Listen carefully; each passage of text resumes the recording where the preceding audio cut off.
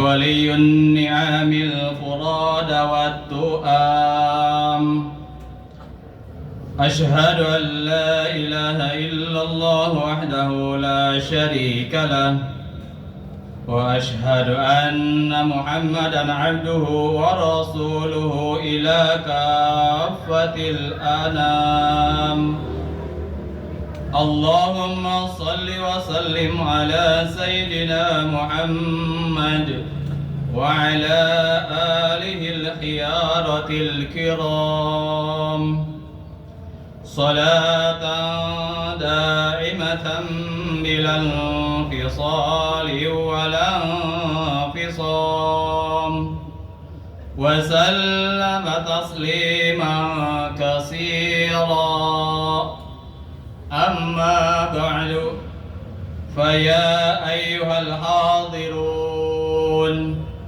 اتقوا الله حق تقاته ولا تموتن إلا وأنتم مسلمون.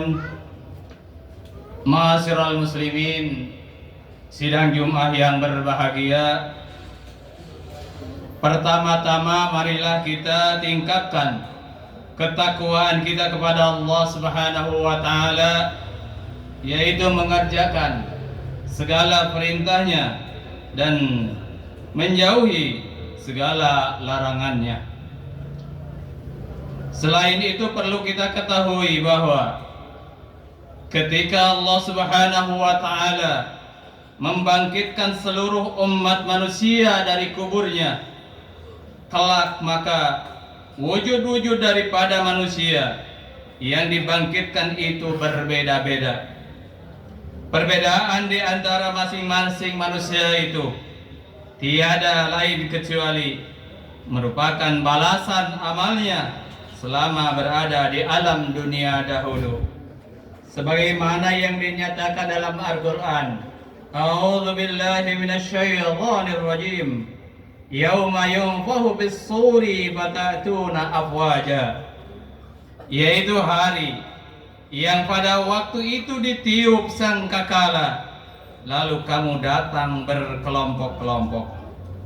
Diriwayatkan bahwa ketika Nabi Muhammad sallallahu alaihi wasallam ditanya oleh Mu'adz bin Jabal radhiyallahu an tentang arti ayat tersebut, Nabi sallallahu alaihi wasallam bercucuran air matanya, lalu beliau bersabda, engkau telah menanyakan sesuatu yang dahsyat.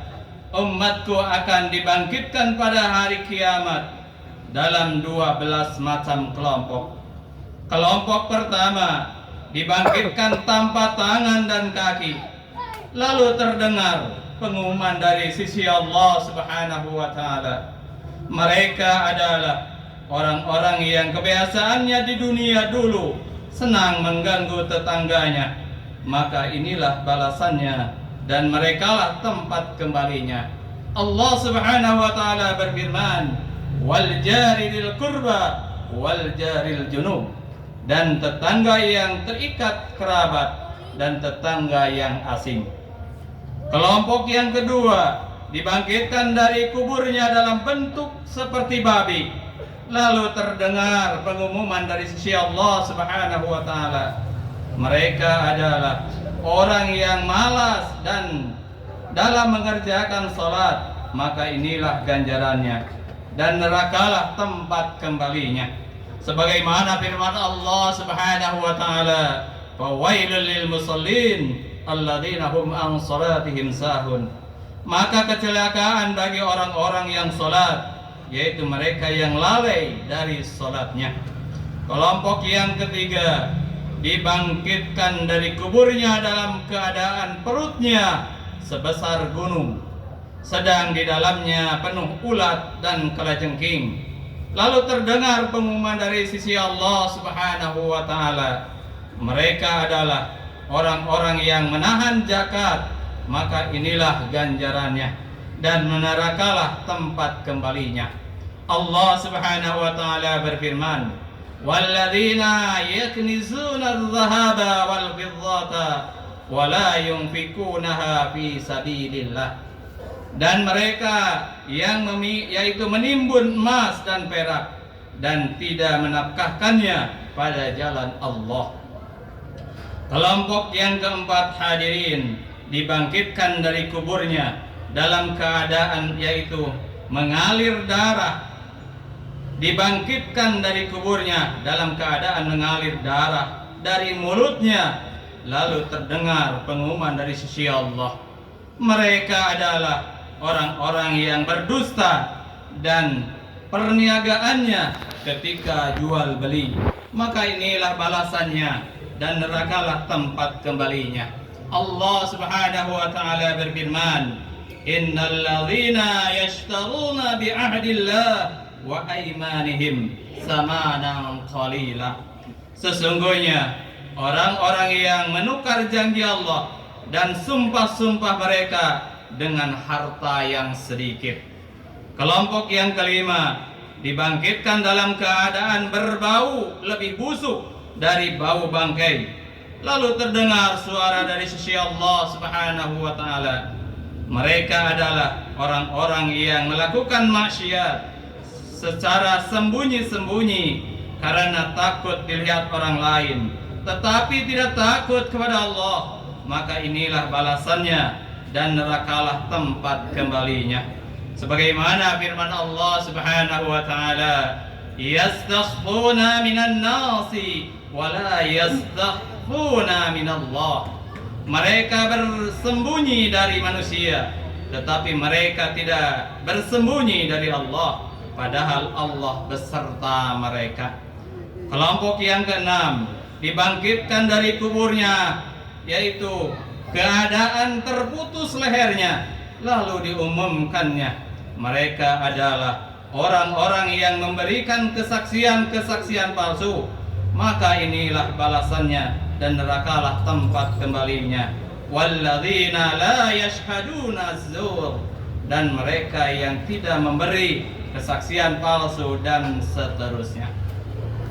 Kelompok yang ketujuh, hadirin sidang Jumat rahimakumullah, dibangkitkan dari kuburnya tanpa lidah, sedang dari mulutnya mengalir nanah dan darah. Lalu terdengar pengumuman dari sisi Allah Subhanahu wa taala. Mereka adalah orang-orang yang menolak apabila dimintai memberikan kesaksian yang benar. Inilah pembalasan mereka, dan nerakalah tempat kembalinya. Allah Subhanahu wa taala berfirman, "Wa la taktumus syahadata wa may yaktumha fa innahu asimun qalbuh."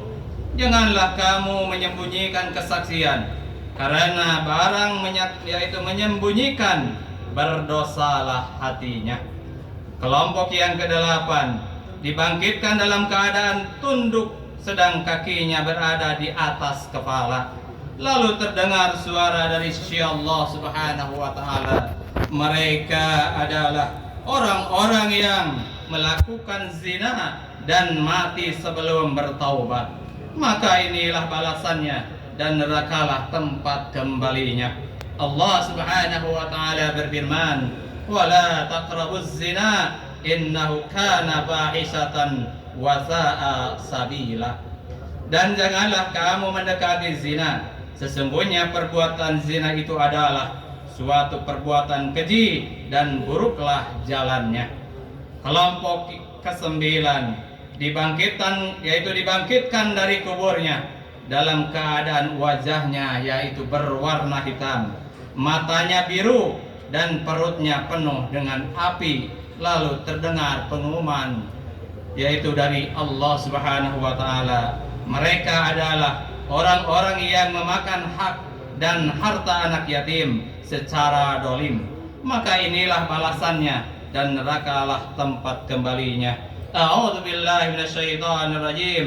Innal ladzina ya'kuluna amwalal yatama dzulman innama ya'kuluna fi butunihim nara.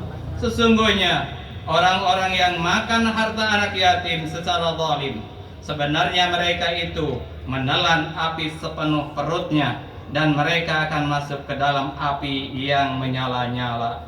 Kelompok yang ke-10 dibangkitkan dari kuburnya dalam keadaan seperti orang yang penyakit kusta dan sopak. Lalu terdengar pengumuman mereka adalah orang-orang yang waktu di dunia dahulu mendurhakai kedua orang tuanya, sesuai dengan firman-Nya, wabil walidaini ihsana, dan berlaku baiklah kepada kedua orang tua. Kelompok yang ke-11 dibangkitkan dalam kuburnya dalam keadaan buta hati maupun matanya. Giginya bagaikan tanduk kerbau, bibir dan lidahnya bergelantungan sampai dada, perut dan pahanya, dan dari perutnya keluar pula kotoran. Lalu terdengar pengumuman dari sisi Allah Subhanahu wa taala, Mereka adalah peminum minuman keras, yaitu khamar. Allah Subhanahu wa taala berfirman, "Innamal khamru wal maisiru wal ansabu wal azlamu rizqun min amalis syaitan faztanibuhu la'allakum tuflihun." Sesungguhnya minuman khamar, berzudi, yaitu berkurban untuk berhala, mengundi nasib dengan panah adalah perbuatan keji, termasuk perbuatan syaitan. Maka dari itu jauhilah perbuatan-perbuatan itu supaya kamu itu beruntung.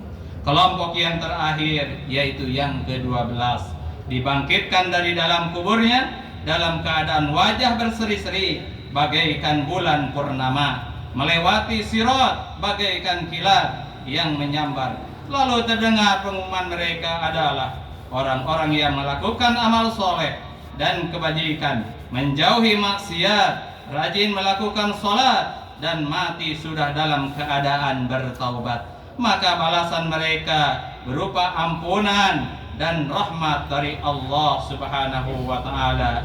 Diberikan ku Allah sebagaimana yang dinyatakan dalam Al-Quran, "Alla takhafu wa la tahzanu." Jangan kamu merasa takut dan jangan pula merasa sedih.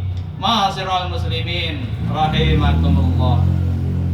Demikianlah penjelasan-penjelasan tentang berita gaib, yaitu peristiwa yang akan dialami oleh manusia kelak di akhirat setelah mereka dibangkitkan dari kuburnya.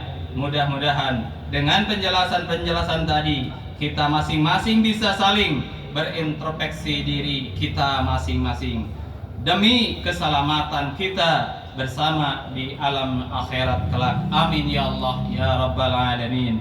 A'udzu billahi minasyaitonir rajim. Ya ayyuhalladzina amanu ittaqu rabbakum inna zalzalatas saati syai'un 'azimun yauma tarawunaha tadhalu kullu murdi'atin amma arda'at wa tad'u kullu dhatin hamlin hamlaha wa taran nasa sukara wa ma hum bisukara walakinna adzaballahi syadid. Barakallahu li wa lakum fil Qur'anil azim wa nafa'ani wa iyyakum wa innahu huwas samiul alim.